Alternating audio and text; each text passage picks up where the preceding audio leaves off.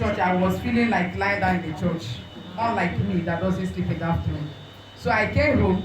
The only thing that I removed was my cloth. I slept with every other thing in my body. So the thing, the moringa. So that is, I slept like a baby, and all my body system calms down. In fact, I'm taking that moringa because it's really working.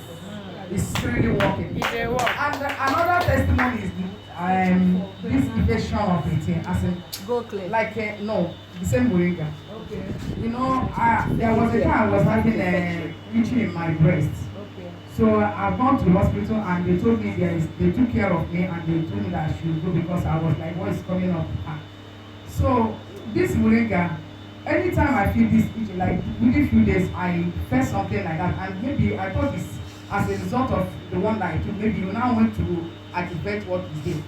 So that thing was itching me, so I started taking it. As I'm talking to